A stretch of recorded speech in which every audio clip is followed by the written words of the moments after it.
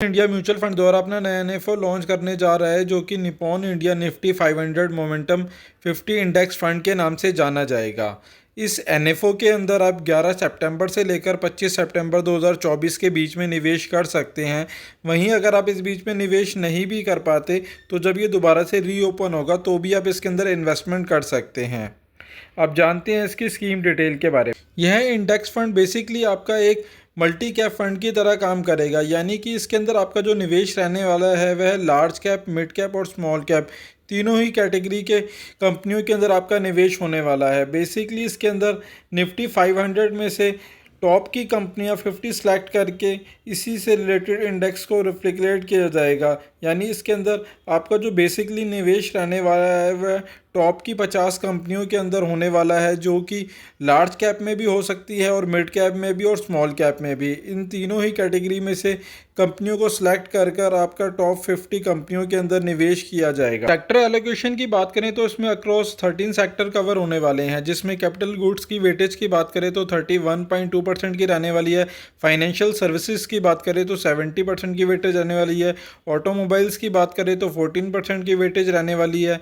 Power की बात करें तो 9.7% की वेटेज रहने वाली है। कंज्यूमर सर्विसेज की बात करें तो 6.4% की वेटेज रहने वाली है। सर्विसेज की बात करें तो उसमें 4.9% की वेटेज रहने वाली है। कंज्यूमर ड्यूरेबल की बात करें तो उसमें 3.7% की वेटेज रहने वाली है। कंस्ट्रक्शन की बात करें तो 3.2% की वेटेज रहने वाली है। वहीं मटीरियल और माइनिंग की बात करें तो उसमें 2.7% की वेटेज रहने वाली है। ऑयल एंड गैस की बात करें तो उसके अंदर 2.6% की वेटेज आने वाली है। रियल्टी की बात करें तो उसके अंदर 1.6% की वेटेज रहने वाली है और हेल्थ केयर के अंदर 1.5% की वेटेज रहने वाली है। वहीं केमिकल्स के अंदर भी 1.1% की वेटेज रहने वाली है। यानी इस इंडेक्स के अंदर आपका बेसिकली 13 सेक्टर कवर होने वाले हैं, जिसके अंदर आपके लगभग सभी मेजर कंपनी और सेक्टर जो है वह सभी कवर होने वाले हैं। वहीं बात करें इसके अगर पास्ट परफॉर्मेंस की और इसका अगर हम comparison Nifty 500 total return index से करते हैं, जहां Nifty 500 momentum 50 total return index ने पिछले 6 महीने में 27% से ज़्यादा रिटर्न दिया है, एक साल में 69% से ज़्यादा का रिटर्न दिया है, 3 सालों में 30% से ज़्यादा का रिटर्न दिया है और 5 सालों में 35% से ज़्यादा का रिटर्न दिया है। वहीं 10 सालों के अंदर 24% से ज़्यादा का रिटर्न दिया है। वहीं अगर इसका comparison Nifty 500 total return index से करते हैं तो उसने पिछले 6 महीने में 18% से ज़्यादा का रिटर्न दिया है, एक साल में 41% से ज़्यादा का रिटर्न दिया है, 3 सालों में 18% से ज़्यादा का रिटर्न दिया है और 5 सालों में 22% से ज़्यादा का रिटर्न दिया है। वहीं 10 सालों में 15% से ज़्यादा का रिटर्न दिया है। आप देख सकते हैं कि Nifty 500 momentum 50 total return index ने इसे काफ़ी बड़े अंतर से बीट किया है हर एक साल। तो इस हिसाब से इसका आगे भी इसी तरीके से मिलता जुलता इसका रिटर्न मिलने की संभावना है, बट पास्ट रिटर्न फ्यूचर में मिलने की कोई गारंटी नहीं होती, इसलिए इस बात को ध्यान में रख के ही आप अपनी एक्सपेक्टेशन रखें। बात करें स्कीम डिटेल की तो इस एनएफओ का नाम जो है Nippon India Nifty 500 momentum 50 index fund के नाम से जाना जाएगा। वहीं इस फंड के अंदर आपको जो एनएवी मिलेगी स्टार्टिंग के अंदर वह 10 रुपये से आपकी एनएवी को आपको प्रोवाइड किया जाएगा। वहीं बात करें निवेश की तो उसके अंदर आप 11 सितंबर से लेकर 25 सितंबर 2024 के बीच में निवेश कर सकते हैं। वहीं अगर आप इस बीच में चूक भी जाते हैं तो जब ये दोबारा से रीओपन होगा तो भी आप इसके अंदर निवेश कर सकते हैं। बात करें इसके बेंचमार्क की तो उसका benchmark Nifty 500 momentum 50 total return index का रहने वाला है। बात करें फंड मैनेजर की तो उसके फंड मैनेजर मिस्टर हिमांशु हैं। बात करें इस फंड पे लगने वाले एग्जिट लोड की तो इसके ऊपर किसी प्रकार का कोई एग्जिट लोड नहीं, यानी इसके अंदर आप कभी भी अपना पैसा जमा कर सकते हैं और कभी भी विड्रॉ कर सकते हैं। बात करें इन्वेस्टमेंट की तो उसके अंदर मिनिमम इन्वेस्टमेंट आप 1000 रुपये से कर सकते हैं। वहीं इसके अंदर आप रेगुलर और डायरेक्ट दोनों ही मोड के थ्रू इन्वेस्टमेंट कर सकते हैं। वहीं ग्रोथ और आईडीसीडब्ल्यू में से किसी एक का चुनाव कर सकते हैं। बात करें टैक्सेशन की तो क्योंकि ये इक्विटी कैटेगरी का फंड है तो उसके ऊपर आपका टैक्सेशन भी इक्विटी वाला ही रहने वाला है। और यदि आप इस फंड के अंदर निवेश की सोच रहे हैं तो एक बार अपना रिस्क प्रोफाइल और अपने फाइनेंशियल एडवाइज़र से सलाह लेने के बाद ही इन्वेस्टमेंट का कोई भी डिसीजन ले और आपका नज़रिया कम से कम 5 से 7 साल का हो तो ही इस फंड के अंदर निवेश करने की सोचें। दोस्तों आशा करता हूं मेरे द्वारा दी गई जानकारी आपके लिए उपयोगी सिद्ध हुई कि ओसवाल म्यूचुअल फंड द्वारा अपना नया एनएफओ लॉन्च किया जा रहा है जो कि Motilal Oswal Nifty 500 momentum 50 index fund के नाम से जाना जाएगा। इस फंड के अंदर बेसिकली आपका जो निवेश किया जाएगा वह इंडेक्स के अंदर निवेश होने वाला है। इस एनएफओ के अंदर आप 4 सितंबर से लेकर 18 सितंबर 2024 के बीच में निवेश कर सकते हैं। वहीं अगर आप इस बीच में निवेश नहीं भी कर पाते तो जब ये फ़ंड दोबारा से रीओपन होगा तो भी इस फंड के अंदर आप निवेश कर सकते हैं। वहीं जानते हैं अब इसकी डिटेल के बारे में। इस फंड के अंदर बेसिकली आपका जो निवेश रहने वाला है, इसके अंदर आपको तीनों ही मार्केट कैप की कंपनियों में आपका निवेश होने वाला है। यानी इसके अंदर आपका स्मॉल कैप, मिड कैप और लार्ज कैप तीनों ही कैटेगरी की कंपनियों में आपका निवेश रहने वाला है।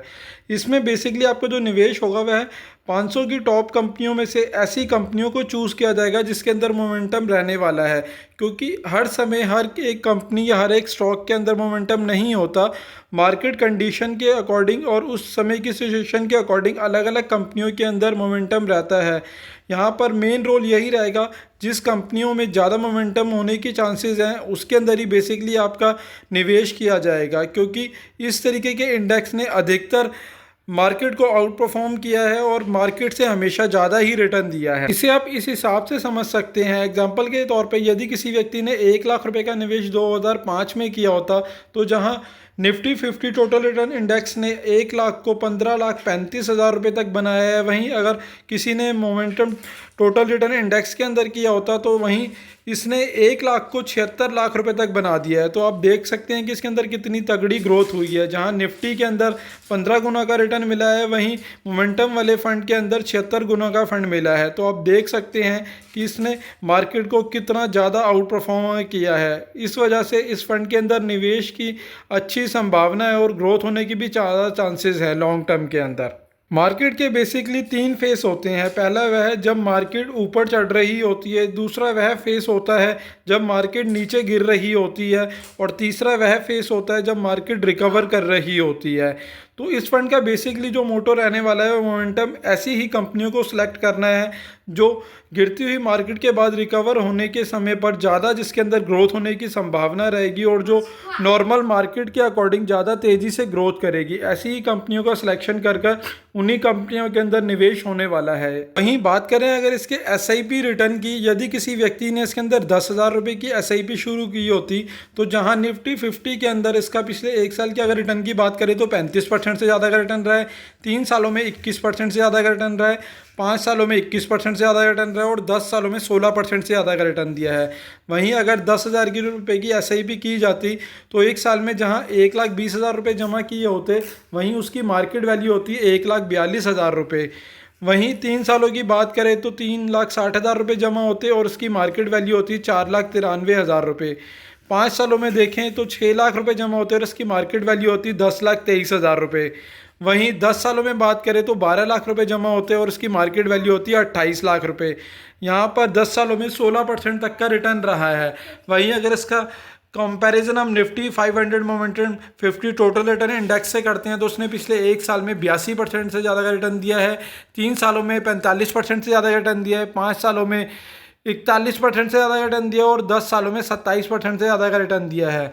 वहीं अगर इसके अंदर 10,000 रुपये की SIP की होती है 1 साल में तो 1 लाख रुपये 20,000 रुपये जमा किया होता है जिसकी वैल्यू 1,68,000 रुपये होती है। वहीं 3 सालों में 3,60,000 रुपये जमा किए होते और उसकी वैल्यू 6,76,000 रुपये होती है। वहीं 5 सालों के अंदर 6 लाख रुपये जमा किए होते और इसकी वैल्यू 16,24,000 रुपये होती है और 10 सालों में 12 लाख रुपये जमा किए होते और इसकी वैल्यू अगर बात करें तो 51,48,000 रुपये तक होती। बात करें स्कीम डिटेल की तो यह एक ओपन एंडेड फंड है, तो उसके अंदर आप कभी भी इन्वेस्टमेंट कर सकते हैं और कभी भी विड्रॉ कर सकते हैं। वहीं बात करें इसके अंदर इन्वेस्टमेंट की तो लमसम और SIP दोनों ही केस के अंदर आप केवल 500 रुपये से अपने निवेश की शुरुआत कर सकते हैं। वहीं बात करें इस फंड के बेंचमार्क की तो इस फंड का benchmark Nifty 500 momentum 50 total return index का रहने वाला है। करें इन्वेस्टमेंट की तो आप इसके अंदर लॉन्ग टर्म कैपिटल एप्रिसिएशन के लिए इन्वेस्टमेंट कर सकते हैं। बात करें इस फंड पे लगने वाले एग्जिट लोड की तो यदि आप अपने पैसे को 15 दिन से पहले विड्रॉ करेंगे तो इस पर 1% का एग्जिट लोड रहने वाला है। वहीं 15 दिन के बाद विड्रॉ करेंगे तो उस पर किसी प्रकार का कोई एग्जिट लोड नहीं है। वहीं बात करें फंड मैनेजर की तो ये 2 फंड मैनेजर के द्वारा मैनेज होने वाला है। पहले हैं मिस्टर स्वप्निल और दूसरे हैं मिस्टर राकेश चेट्टी जी के द्वारा ये फंड मैनेज होने वाला है। दोस्तों आशा करता हूँ मेरे द्वारा दी गई जानकारी आपके लिए उपयोगी सिद्ध होगी।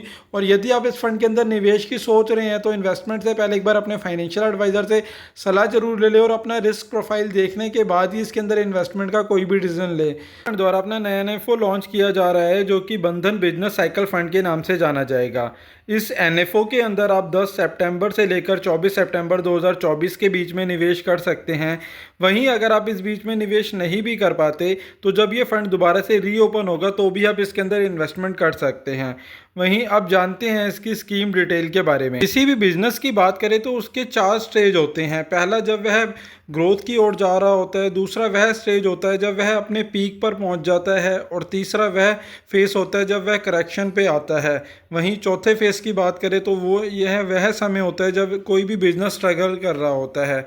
बेसिकली इस तरीके के बिजनेस साइकिल फंड के अंदर इसी चीज़ को वेरीफाई करके और जहां पर उन्हें लगता है कि इस बिज़नेस के अंदर आगे आने वाले फ्यूचर में ग्रोथ होने की ज़्यादा संभावना है और उसके अंदर पीक आने के चांसेस है, ऐसे ही बिज़नेस को आइडेंटिफाई करके इस तरीके के बिज़नेस साइकिल फंड के अंदर बेसिकली उन्हीं कंपनियों में निवेश किया जाता है जिसके अंदर फ्यूचर में ग्रोथ होने की ज़्यादा संभावना होती है। क्योंकि हर एक बिज़नेस का अपना अपना साइकिल होता है और हर समय पे हर सेक्टर परफॉर्म अच्छा नहीं करता। कभी ऑटो अच्छा करता है तो कभी एनर्जी सेक्टर अच्छा करता है, कभी एफएमसीजी अच्छा करता है तो कभी बैंकिंग सेक्टर अच्छा करता है, कभी कमोडिटी अच्छा करता है तो कभी आईटी सेक्टर अच्छा करता है और कभी इंफ्रास्ट्रक्चर सेक्टर अच्छा करता है। इस तरीके से अलग अलग टाइम पीरियड के ऊपर अलग अलग बिजनेस अच्छा परफॉर्म करते हैं। इसी चीज़ को आइडेंटिफाई करके बिजनेस साइकिल फंड में ऐसे ही सेक्टर और कंपनियों के अंदर मेन फोकस रहता है जो फ्यूचर में जिसके अंदर ग्रोथ आने की ज़्यादा संभावना है, क्योंकि इकोनॉमी क्राइसिस और अदर कंडीशन के अकॉर्डिंग गवर्नमेंट पॉलिसी के अकॉर्डिंग हर सेक्टर के अंदर ग्रोथ के लिए अलग अलग टाइम पीरियड सूटेबल रहता है। इसी चीज़ को आइडेंटिफाई करके बिजनेस साइकिल फंड के अंदर उन्हीं कंपनियों के अंदर निवेश किया जाता है जिसके अंदर फ्यूचर के अंदर ग्रोथ होने की ज़्यादा संभावना रहती है। बात करें स्कीम डिटेल की तो यह फंड एक ओपन एंडेड फंड है, तो उसके अंदर आप कभी भी इन्वेस्टमेंट कर सकते हैं और कभी भी विड्रॉ कर सकते हैं। वहीं इस फंड के अंदर आप लॉन्ग टर्म कैपिटल एप्रिसिएशन के लिए इन्वेस्टमेंट कर सकते हैं, बट आपका नज़रिया 5 साल या उससे ऊपर का हो तो ही आप इस फंड के अंदर निवेश की सोचें, अदरवाइज आप नॉर्मल इक्विटी फंड के अंदर इन्वेस्टमेंट कर सकते हैं। वहीं बात करें एसेट एलोकेशन की तो उसके अंदर इक्विटी और इक्विटी रिलेटेड इंस्ट्रूमेंट के अंदर 80 से लेकर 100% तक इन्वेस्टमेंट हो सकता है। वहीं इक्विटी रिलेटेड ओवरसीज सिक्योरिटी के अंदर भी 0 से 20% तक का इन्वेस्टमेंट हो सकता है। वहीं डेप्ट और मनी मार्केट के अंदर भी 20% तक इन्वेस्टमेंट हो सकता है और यूनिट ऑफ रेट्स के अंदर भी इसके अंदर 10% तक इन्वेस्टमेंट हो सकता है। वहीं बात करें इस फंड के बेंचमार्क की तो इस फंड का benchmark Nifty 500 total return index का रहने वाला है। वहीं बात करें इस फंड पे लगने वाले एग्जिट लोड की तो यदि आप अपने पैसे को 1 महीने से पहले विड्रॉ करते हैं तो उसके ऊपर आपको आधे % का एग्जिट लोड लगेगा। वहीं अगर आप 1 महीने के बाद विड्रॉ करते हैं तो उस पर किसी प्रकार का कोई एग्जिट लोड नहीं है। वहीं बात करें इसके अंदर इन्वेस्टमेंट की तो लमसम के केस में आप 1000 रुपये से अपने निवेश की शुरुआत कर सकते हैं और एसआईपी के केस में आप केवल 100 रुपये से अपने निवेश की शुरुआत कर सकते हैं। बात करें फंड मैनेजर की तो यह 3 फंड मैनेजर के द्वारा फंड मैनेज होने वाला है। पहले है मिस्टर विशाल, दूसरे है मिस्टर हर्षल जोशी और तीसरी है मिस्टर रितिका वेरा के द्वारा ये फंड मैनेज होने वाला है। दोस्तों, अगर आप इस फंड के अंदर निवेश की सोच रहे हैं तो आपका नज़रिया 5 साल या उससे ऊपर का है तो ही इसके अंदर इन्वेस्टमेंट की सोचें, बट इन्वेस्टमेंट करने से पहले एक बार अपने फाइनेंशियल एडवाइज़र से सलाह जरूर ले लें और अपना रिस्क प्रोफाइल चेक करने के बाद ही इसके अंदर निवेश का कोई भी डिसीजन ले। बंधन म्यूचुअल फंड के द्वारा अपना नया एनएफओ लॉन्च किया जा रहा है जो कि बंधन Nifty mid cap 150 index fund के नाम से जाना जाएगा। इस एनएफओ के अंदर आप 3 सितंबर से लेकर 13 सितंबर 2024 के बीच में निवेश कर सकते हैं। वहीं अगर आप इस बीच में निवेश नहीं भी कर पाते तो जब ये एनएफओ दोबारा से रीओपन होगा तो भी आप इसके अंदर इन्वेस्टमेंट कर सकते हैं। अब जानते हैं इसकी स्कीम डिटेल के बारे में। इस फंड में बेसिकली आपका जो निवेश किया जाएगा वह मिड कैप कैटेगरी की कंपनियों के अंदर ही किया जाएगा। सबसे पहले जानते हैं कि मिड कैप के अंदर कौन सी कंपनियां आती हैं। मार्केट कैपिटलाइजेशन के अकॉर्डिंग 1 नंबर से लेकर 100 नंबर तक की कंपनियों को लार्ज कैप के अंदर काउंट किया जाता है। वहीं 101 से लेकर 250 नंबर तक की कंपनियों को मिड कैप के अंदर काउंट किया जाता है और 251 से ऊपर की कंपनियों को स्मॉल कैप के अंदर काउंट किया जाता है। वहीं बात करें पिछले 7 सालों का तो उसने किस तरीके का परफॉर्मेंस किया है इसे आप इस बात से ही समझ सकते हैं।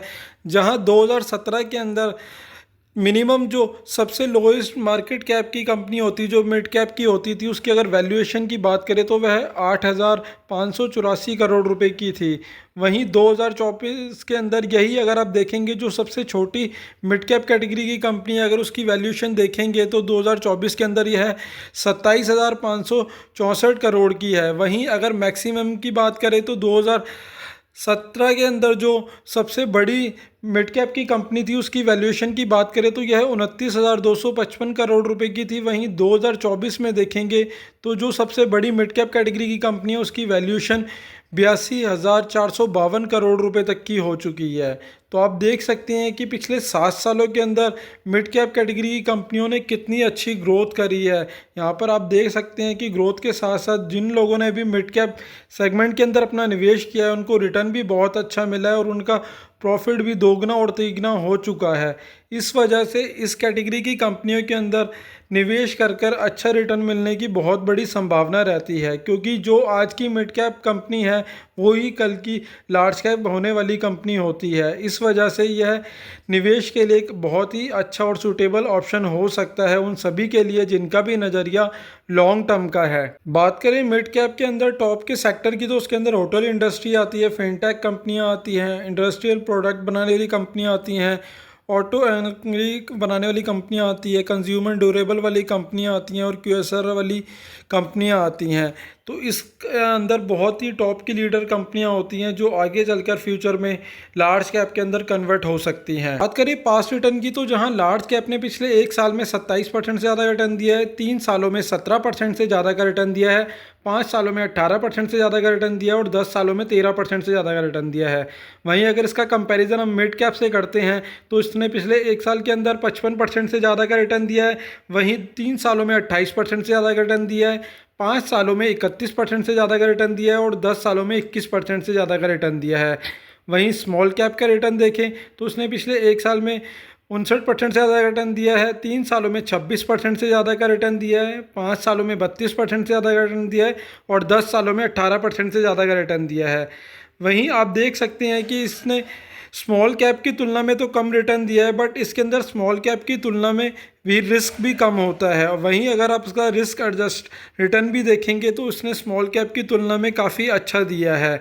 मिड कैप के अंदर आपके पोर्टफोलियो के अंदर एक स्टेबिलिटी मिलती है और इसके अंदर ग्रोथ होने की भी ज़्यादा संभावना होती है, क्योंकि ज़्यादातर मिड कैप की कंपनियां ही लार्ज कैप के अंदर कन्वर्ट होती हैं। टॉप की मिड कैप कंपनियों की बात करें तो उसके अंदर सुज़लोन एनर्जी आती है, मैक्स हेल्थ केयर आती है, इंडियन होटल्स आते हैं, कम्युनिकेशन इंडिया लिमिटेड आती है, प्रेसिडेंट सिस्टम लिमिटेड है, येस बैंक है, फेडरल बैंक है, सीजी पावर इंडस्ट्री है, लुपियन लिमिटेड है और टेक्सॉन टेक्नोलॉजी है।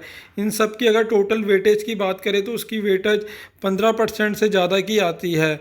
बात करें स्कीम डिटेल की तो बंधन Nifty mid cap 150 index fund, यह एक इंडेक्स कैटेगरी का फंड है। वहीं बात करें यह एक ओपन एंडेड इक्विटी स्कीम है, तो आप इसके अंदर कभी भी इन्वेस्टमेंट कर सकते हैं और कभी भी विड्रॉ कर सकते हैं। बात करें बेंचमार्क की तो उसका benchmark Nifty mid cap 150 total return index का रहने वाला है। बात करें इस फंड पे लगने वाले एग्जिट लोड की, तो यदि आप अपने पैसे को 15 दिन से पहले विड्रॉ करते हैं तो उसके ऊपर 0.25% का एग्जिट लोड लगेगा और 15 दिन के बाद विड्रॉ करेंगे तो उस पर किसी प्रकार का कोई एग्जिट लोड नहीं है। वहीं इसके अंदर आप 3 सितंबर से लेकर 13 सितंबर 2024 के बीच में निवेश कर सकते हैं। वहीं अगर आप इस बीच में निवेश नहीं भी कर पाते तो जब ये दोबारा से रीओपन होगा तो भी आप इसके अंदर इन्वेस्टमेंट कर सकते हैं। बात करें इन्वेस्टमेंट की तो लमसम के केस में आप इसमें 1000 रुपये से निवेश की शुरुआत कर सकते हैं और एसआईपी के केस में आप सिर्फ 100 रुपये से निवेश की शुरुआत कर सकते हैं। बात करें इसके फंड मैनेजर की तो उसके फंड मैनेजर मिस्टर निमेश सेठ रहने वाले हैं। वहीं इसके अंदर आप रेगुलर और डायरेक्ट दोनों ही ऑप्शन के थ्रू इन्वेस्टमेंट कर सकते हैं। क्योंकि यह इक्विटी कैटेगरी का फंड है तो उसके ऊपर टैक्सेशन भी इक्विटी वाला ही रहने वाला है। वहीं दोस्तों, अगर आप इस फंड के अंदर निवेश की सोच रहे हैं तो इन्वेस्टमेंट से पहले एक बार अपने फाइनेंशियल एडवाइज़र से सलाह ज़रूर ले लें और आपका नज़रिया लॉन्ग टर्म का हो तो ही इसके अंदर इन्वेस्टमेंट की सोचें। दोस्तों, आशा करता हूँ मेरे द्वारा दी गई जानकारी आपके लिए उपयोगी सिद्ध होगी और यदि आपका कोई सवाल या सुझाव हो तो आप नीचे कमेंट बॉक्स में कमेंट भी कर सकते हैं। धन्यवाद दोस्तों।